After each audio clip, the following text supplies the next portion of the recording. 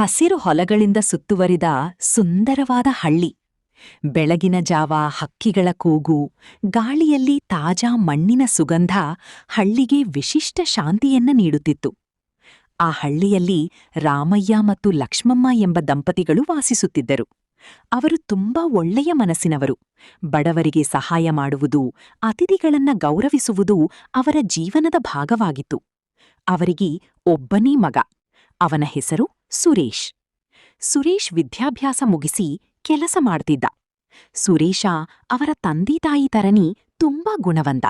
ಅವರ ತಂದೆತಾಯಿಯನ್ನ ಗೌರವಿಸುವವನು ಹಾಗೂ ಎಲ್ಲರಿಗೂ ಗೌರವ ಕೊಡುವವನೂ ಆಗಿದ್ದ. ಒಂದು ದಿನ ಹೊಲದ ಹತ್ರ ಮಾತಾಡ್ತಾ ಇರ್ಬೇಕಾದ್ರೆ ಲಕ್ಷ್ಮಮ್ಮ ರಾಮಯ್ಯನಿಗೆ ಹೀಗೆ ಹೇಳಿದಳು. ರಾಮಯ್ಯ, ನಮ್ಮ ಮಗನಿಗೆ ಒಳ್ಳೆಯ ಹುಡುಗಿಯನ್ನ ಹುಡುಕಿ ಮದುವೆ ಮಾಡ್ಬೇಕು. ಆವಾಗ ರಾಮಯ್ಯ, ಹಾ ಲಕ್ಷ್ಮಿ, ನಾನು ಈ ವಿಚಾರದ ಬಗ್ಗೆ ನಿನ್ನತ್ರ ಮಾತಾಡೋಣ ಅನ್ಕೊಂಡೆ, ಅಷ್ಟ್ರಲ್ಲಿ ನೀನೇ ಹೇಳಿದ್ಯಾ ಎಂದು ರಾಮಯ್ಯ ಹೇಳುತ್ತಾರೆ. ಸಾಯಂಕಾಲ ಸುರೇಶ ಕೆಲಸ ಮುಗಿಸಿ ಮನೆಗೆ ಬರುತ್ತಾನೆ. ಸ್ವಲ್ಪ ಸಮಯದ ನಂತರ ಮಗನೇ, ಮಗನೇ ಸುರೇಶ್, ನಾವು ನಿನ್ಗೆ ಮದುವೆ ಮಾಡೋಣ ಅನ್ಕೊಂಡಿದೀವಿ ಎಂದು ಲಕ್ಷ್ಮಿ ಸುರೇಶ್ಗೆ ಹೇಳುತ್ತಾಳೆ. ಆಗ ಸುರೇಶ ಹೇಳ್ತಾನೆ, ಅಮ್ಮ, ನಾನು ಸ್ವಲ್ಪ ದಿನದಿಂದ ಅಷ್ಟೇ ಕೆಲ್ಸಕ್ಕೆ ಹೋಗ್ತಿದ್ದೀನಿ. ಈಗ್ಲೇ ಮದ್ವೆ ಯಾಕೆ?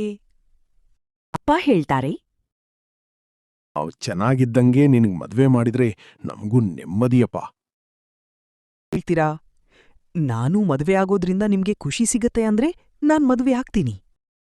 ಮರುದಿನ ರಾಮಯ್ಯ ಹಾಗೂ ಅವರ ಸ್ನೇಹಿತರು ಹೀಗೆ ಮಾತಾಡ್ತಾ ಇದ್ರು. ಆಗ ರಾಮಯ್ಯ ಹೇಳ್ತಾರೆ, ನನ್ ಮಗನಿಗೆ ಯಾವ್ದಾದ್ರೂ ಹುಡುಗಿ ಗೊತ್ತಿದ್ರೆ ಹೇಳು ಚಂದ್ರಪ್ಪ. ಚಂದ್ರಪ್ಪ, ನನಗೇ ಗೊತ್ತಿರೋ ಒಂದು ಹುಡುಗಿ ಇದ್ದಾಳೆ ರಾಮಯ್ಯ. ಹುಡುಗಿ ನೋಡೋಕ್ಕೂ ಚೆನ್ನಾಗಿದ್ದಾಳೆ, ಹಾಗೆ ಗುಣದಲ್ಲೂ ಒಳ್ಳೆ ಹುಡುಗಿ. ನಿಮ್ಮನೆಗೆ ಹೊಂದ್ಕೊಂಡು ಹೋಗ್ತಾಳೆ. ಕೆಲ ದಿನಗಳಲ್ಲಿ ಅವರು ಸಂಧ್ಯಾ ಎಂಬ ಹುಡುಗಿಯನ್ನು ನೋಡಿದರು. ಸಂಧ್ಯಾ ಸುಂದರಳು, ಮೃದುವಾಗಿ ಮಾತನಾಡುವಳು, ಹೊರಗೆ ನೋಡಲು ತುಂಬ ಒಳ್ಳೆಯ ಹುಡುಗಿ. ಸಂಧ್ಯಾ ಜೊತೆ ಸುರೇಶ್ ಮದುವೆಯಾಯಿತು. ಮದುವೆಯ ನಂತರ ಮನೆಗೆ ಬಂದಳು. ಎಲ್ಲರೂ ಸಂತೋಷಪಟ್ಟರು. ಲಕ್ಷ್ಮಮ್ಮ ಸೊಸೆ ಸಂಧ್ಯಾಗೆ ಹೇಳಿದರು, ಮಗಳೇ, ಈ ಮನೆ ನಿನ್ನದೇ. ಎಲ್ಲರನ್ನೂ ನಿನ್ನವರಂತೆ ನೋಡಿಕೊ. ಸಂಧ್ಯಾ ನಗುತ್ತ, ಹೌದಮ್ಮ. ಆದ್ರೆ ಅವಳ ಮನಸ್ಸಿನಲ್ಲಿ ಬೇರೆ ಯೋಚನೆ. ಇಲ್ಲಿ ಎಲ್ಲವೂ ನನ್ನ ಇಷ್ಟದಂತೆಯೇ ನಡಿಬೇಕು. ನಾನ್ ಎಲ್ಲವನ್ನೂ ನಿಯಂತ್ರಣ ಮಾಡ್ಬೇಕು. ಹಣ ವ್ಯರ್ಥ ಆಗ್ಬಾರ್ದು ಎಂದು ಸಂಧ್ಯಾ ಮನಸ್ಸಿನಲ್ಲಿ ಆಲೋಚಿಸುತ್ತಾಳೆ.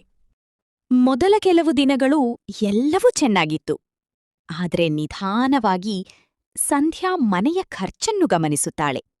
ಅಕ್ಕಿ, ತರಕಾರಿ ಎಲ್ಲವನ್ನೂ ಲೆಕ್ಕ ಹಾಕುತ್ತಾಳೆ. ಎಷ್ಟೊಂದು ಖರ್ಚು! ಈ ಖರ್ಚನ್ನ ಕಡಿಮೆ ಮಾಡ್ಬೇಕು. ಈ ಮನೆ ಮೇಲೆ ನಾನೂ ಹಿಡಿತ ಸಾಧಿಸ್ಬೇಕು.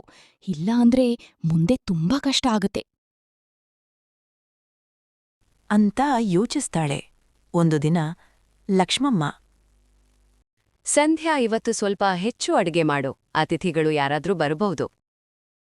ಅತ್ತೆ, ಯಾರೂ ಬರಲ್ಲ ಅನ್ನಿಸ್ತೆ. ಸುಮ್ಮನೆ ಊಟ ವ್ಯರ್ಥ ಆಗುತ್ತೆ.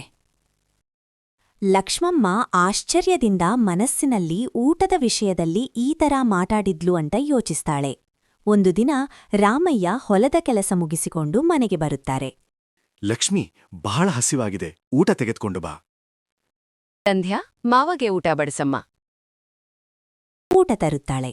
ಆದರೆ ಊಟ ತುಂಬಾ ಕಡಿಮೆ. ಸಂಧ್ಯಾ, ಸಂಧ್ಯಾ, ಯಾಕಮ್ಮ ಊಟ ಇಷ್ಟು ಕಡಿಮೆ ತಂದಿದ್ಯಾ? ತುಂಬಾ ಹಸಿವಾಗಿದೆ. ಮಾವ, ಹೆಚ್ಚು ತಿಂದ್ರೆ ಆರೋಗ್ಯಕ್ಕೆ ಒಳ್ಳೇದಲ್ಲ. ರಾಮಯ್ಯ ತುಂಬಾ ನೊಂದುಕೊಳ್ಳುತ್ತಾರೆ. ಇದೆಲ್ಲವನ್ನೂ ಸುರೇಶ್ ಕೂಡ ಗಮನಿಸುತ್ತಾನೆ. ಆದರೆ ಏನೂ ಮಾತಾಡಕ್ಕಾಗದ ಅಸಹಾಯಕ ಪರಿಸ್ಥಿತಿ. ಒಂದು ದಿನ ಪಕ್ಕದ ಮನೆಯವರು ಬರುತ್ತಾರೆ. ಅವರು, ಅಮ್ಮ, ಸ್ವಲ್ಪ ಸಹಾಯ ಬೇಕು. ಊಟ ಇದ್ರೆ ಕೊಡ್ತೀರಾ? ಲಕ್ಷ್ಮಮ್ಮ, ಖಂಡಿತ, ಒಳಗೆ ಬನ್ನಿ, ಊಟ ಮಾಡ್ಕೊಂಡ್ ಹೋಗಿ. ಸಂಧ್ಯಾ ಅಡ್ಡಿ ಮಾಡುತ್ತಾಳೆ. ಅತ್ತೇ, ನಮಗೆ ಸಾಕಾಗೋದಿಲ್ಲ. ಅವರನ್ನ ಯಾಕೆ ಊಟಕ್ಕೆ ಕರಿತೀರಾ? ಅತಿಥಿ ದೇವರು ಅಂತಾರೆ. ನಮ್ಮತ್ರ ಇರೋದನ್ನ ಸ್ವಲ್ಪ ಅವರಿಗೆ ಕೊಟ್ರೆ ನಾವೇನೂ ಕಳ್ಕೊಳ್ಳಲ್ಲ ಅಮ್ಮ. ಅದು ಹಳೆಯ ಮಾತು. ಇರೋದನ್ನ ಇನ್ನೂ ಜಾಸ್ತಿ ಮಾಡ್ತಾ ಹೋಗ್ಬೇಕು. ಸಂಧ್ಯಾ ಈ ಮಾತನ್ನ ಕೇಳಿ ಅತಿಥಿಗಳು ಬೇಸರದಿಂದ ಹೋಗ್ತಾರೆ. ದಿನಗಳು ಕಳೆದಂತೆ ಹೀಗೇ ಮುಂದುವರಿಯುತ್ತದೆ. ಮನೆಯವರು ಹಸಿವಿನಿಂದ ಕಷ್ಟಪಡ್ತಾರೆ. ಬೇರೆಯವರಿಗೆ ದಾನಧರ್ಮ ಮಾಡ್ತಿದ್ದ ಕೈಗಳು ಈಗ ಹಸಿವಿನಿಂದ ನೊಂದುಕೊಳ್ಬೇಕಾಗ್ತದೆ. ಇದನ್ನೆಲ್ಲ ನೋಡ್ತಾ ಸುರೇಶ್, ಅಮ್ಮ, ನನ್ನನ್ನು ಕ್ಷಮಿಸು. ನನಗೇನು ಮಾಡ್ಬೇಕು ಅಂತ ಗೊತ್ತಾಗ್ತಿಲ್ಲ.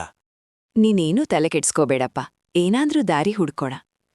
ಒಂದು ರಾತ್ರಿ ರಾಮಯ್ಯ, ನಮ್ಮ ಮನೆ ಸಂತೋಷ ನೆಮ್ಮದಿ ಎಲ್ಲ ಎಲ್ಲಿ ಹೋಯ್ತು? ಯಾಕೆ ಈ ಥರ? ನಮ್ಮ ಮನೆ ಪರಿಸ್ಥಿತಿ ನೋಡಿದ್ರೆ ತುಂಬಾ ಮನಸ್ಸಿಗೆ ನೋವಾಗುತ್ತೆ. ಹೌದು, ಜಿಪುಣತನ ಅನ್ನೋದು ಹೆಚ್ಚು ಆಗಿದೆ. ಸೊಸೆ ಕೆಟ್ಟವಳಲ್ಲ, ಆದ್ರೆ ಅವಳಲ್ಲಿರೋ ದುರಾಸೆನ ನಾವು ಹೋಗಲಾಡಿಸ್ಬೇಕು. ಒಂದು ದಿನ ರಾಮಯ್ಯ ಮತ್ತು ಲಕ್ಷ್ಮಮ್ಮ ಯೋಚಿಸ್ತಾರೆ, ಇದಕ್ಕೆ ಪಾಠ ಕಲಿಸ್ಬೇಕು ಎಂದು ಒಂದು ಯೋಜನೆ ಮಾಡ್ತಾರೆ. ಮನೆಯಲ್ಲಿರುವ ಆಹಾರವನ್ನು ಅಡಗಿಸ್ತಾರೆ. ಸಂಧ್ಯಾಗೆ ಏನೂ ಸಿಗದಂತೆ ಮಾಡ್ತಾರೆ. ಸಂಧ್ಯಾ ಹುಡುಕ್ತಾಳೆ. ಅಕ್ಕಿ ಎಲ್ಲಿದೆ, ತರ್ಕಾರಿಯಲ್ಲಿದೆ, ಏನೂ ಸಿಗುವುದಿಲ್ಲ. ಹಸಿವಿನ ಪಾಠ. ಸಂಧ್ಯಾ ಹಸಿವಿನಿಂದ ಕಷ್ಟಪಡ್ತಾಳೆ. ಅವಳು ಯೋಚಿಸ್ತಾಳೆ, ಇದು ಎಷ್ಟು ಕಷ್ಟ, ನಾನಿದನ್ನೇ ಎಲ್ಲರಿಗೂ ಮಾಡ್ತಿದ್ದೇನೆ.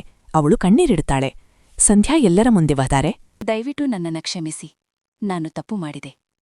ಸುರೇಶ್, ಹಣ ಉಳಿಸುವುದು ಒಳ್ಳೆಯದು, ಆದ್ರೆ ಹಂಚಿಕೊಳ್ಳದೆ ಬದುಕುವುದು ತಪ್ಪು. ಬದಲಾವಣೆ. ಅವಳು ಎಲ್ಲರಿಗೂ ಚೆನ್ನಾಗಿ ಅಡಿಗೆ ಮಾಡ್ತಾಳೆ. ಅತಿಥಿಗಳನ್ನು ಗೌರವಿಸ್ತಾಳೆ. ಮನೆಯಲ್ಲಿಗೆ ಸಂತೋಷ ಬರ್ತದೆ. ರಾಮಯ್ಯ ಸಂತೋಷದಿಂದ ಇದೀಗ ನಮ್ಮ ಮನೆ ಮತ್ತೆ ಹಳೆಯದಾಗಿದೆ ಎಂದು ಖುಷಿಪಡ್ತಾನೆ. ಕುಟುಂಬ ಮತ್ತೆ ಸಂತೋಷವಾಗ್ತದೆ. ಸಂಧ್ಯಾ ಈಗ ಜಿಪುಣಿಯಲ್ಲ, ಜಾಣ ಸೊಸೆ, ದಯಾಳು ವ್ಯಕ್ತಿ. ಇದೀಗ ನಮ್ಮ ಮನೆ ಮತ್ತೆ ಹಳೆಯದಾಗಿದೆ. ಅತಿಯಾದ ಜಿಪುಣತನ ಜೀವನವನ್ನ ಹಾಳ್ಮಾಡ್ತದೆ. ನಮ್ಮ ಹತ್ರ ಇರೋದನ್ನ ಬೇರೆಯವರಿಗೆ ಸ್ವಲ್ಪ ಕೊಟ್ರೆ ನಾವು ಕಳ್ಕೊಳ್ಳೋದು ಏನೂ ಇಲ್ಲ. ಬೇರೆ ಯಾವ ರೂಪದಲ್ಲಾದರೂ ಅದು ಮತ್ತೆ ನಮ್ಮ ಹತ್ರ ಬಂದು ಸೇರುತ್ತೆ. ಹಣ ಉಳಿಸೋದ್ರ ಜೊತೆ ಹಂಚ್ಕೊಳ್ಳೋದು ಮುಖ್ಯ. ಮಾನವೀಯತೆ ಇಲ್ಲದ ಹಣಕ್ಕೆ ಬೆಲೆ ಇಲ್ಲ. ಈ ಕಥೆಯೂ ಇಷ್ಟವಾದರೆ ದಯವಿಟ್ಟು ಲೈಕ್ ಮಾಡಿ ಹಾಗೂ ನಮ್ಮ ಚಾನಲ್ ಅನ್ನು ಸಬ್ಸ್ಕ್ರೈಬ್ ಮಾಡಿ. ಧನ್ಯವಾದಗಳು.